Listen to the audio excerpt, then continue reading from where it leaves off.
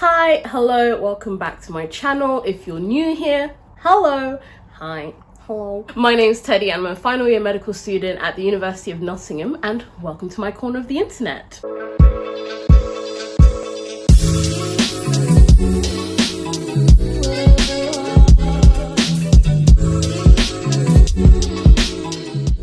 Today is a really great day for me because I found out that I passed my prescribing exam. I'm so happy. I was really nervous about it, but now that it's out, I feel so much more relief. Now to just wait for, regular finals. Those results come out in a couple of weeks and hopefully those also go well. But yeah, today I thought I would talk to you guys a little bit about things I wish I knew before starting medical school. I'm obviously in my 5th year and hopefully on my way out. So I thought, what better way to talk about this than to think about things that 18-year-old me would have liked to know at this point. So a lot of these things are things I realized in 1st year. However, one of them is something that I didn't realize right till the end of 4th year. So if that sounds like something you're interested in, then just keep watching. So this first one is one that I'm pretty sure all of you have heard about, but the workload is so intense. Like, I really wasn't expecting it. So obviously when I was at school, I did 3 A levels, I did 4 AS and 3 regular A levels, and I thought like that was the pinnacle of like the amount of work I'm going to have to do because I worked so hard. Then I came to med school and it was like it just slapped me in the face. I was not expecting to have that much content that early on. I remember like one of my modules, the best way I could describe it to someone is that one of the modules that you have is equivalent to like a third or even sometimes even half of like an A level. And obviously you have multiple modules across multiple semesters. So I was already drowning in work and it was definitely a really big shock to the system. And yeah, there were many days where I was literally just calling my mom being like, Mom, I literally can't do this anymore. Like, who told me to come to med school? Honestly, it was rough. And the worst part is that I came to the realization, oh, the workload only gets worse from here. Yeah, so that was stressful. But I think it's definitely manageable. It's definitely a huge leap from school, depending on the school you went to, but it is manageable and you do come out the other end of it and you do survive just about with your sanity hopefully intact. So there's light at the end of the tunnel with that. The next thing I wanted to talk about was failure because, again, I've done a whole video on this. I'll leave a link in the description or put it in one of those like information cards somewhere. But failing was like a really big deal for me, especially when it first happened, because I think like up until that point, I'd never really failed before. And again, I talk more about it in my other video. But there's just 3 things that I think are important to just know if you're someone who hasn't failed up until this point and you're thinking of going into medical school. It's possible, of course, that you won't fail anything in medical school either, but you need to kind of prepare that it is something that can happen and how to deal with it. The 3 things that I wanted to remind you of are that 1, you're not alone. I'm pretty sure like most, if not everyone, has failed at least something within med school. 2, failure doesn't define you. How you come back from it is what defines you. And lastly, 3, you deserve to be in medical school. And this is something I wish I could tell my 18-year-old self, because it was something that was so hard to think when I failed something. Which leads us on to the next thing that I wish I knew before I started med school. And that is imposter syndrome is really bad and it comes for pretty much everyone and it's not good. Imposter syndrome was huge. I really struggled with this for many years in med school. Like, I think I'm only just starting to not feel imposter syndrome as intensely. And to be honest, it started right from the beginning of med school, like walking into the lecture theatre for the very first time. And for me, being a black woman, it was like walking in and then being able to count the amount of black people that I saw like on my hands was a little bit disheartening and it made me feel like I didn't really fit in.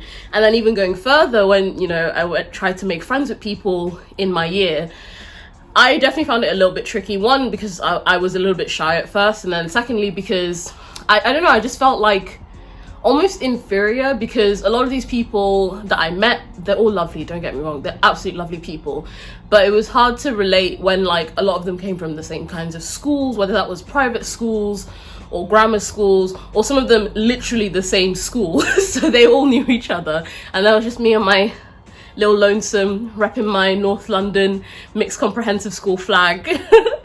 And yeah, I think it was definitely hard at first, or at least it felt that way to me, and it was quite tricky. But the imposter syndrome definitely made me feel like I didn't fit in, or I didn't deserve to be here, because you had all of these really intelligent and like well-adjusted students, at least on the surface anyway, that were like all here, and then there's just me, like, yeah.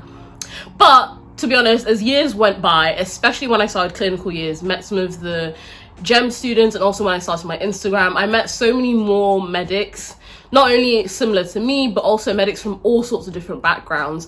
And that's made my imposter syndrome feel like 10 times less than it was before. And it just reminds me in such a good way that medicine is starting to be more diverse. Obviously we have way more work to do, but it's starting to look more diverse and having people that better reflect the population that we serve, and I think that's a really great thing. The next thing I wanted to talk about is something that I did not realize up until 4th year of med school.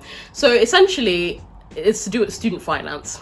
So in the UK, we're all entitled to student finance loans, which is basically a loan that the government pays to your university to pay your tuition fees, as well as you can also opt in for a maintenance loan, which is usually means tested, meaning however much your parents earn affects how much money you get. So if your parents don't earn very much, then you will get more money. If your parents earn more, you get less money, etc., etc.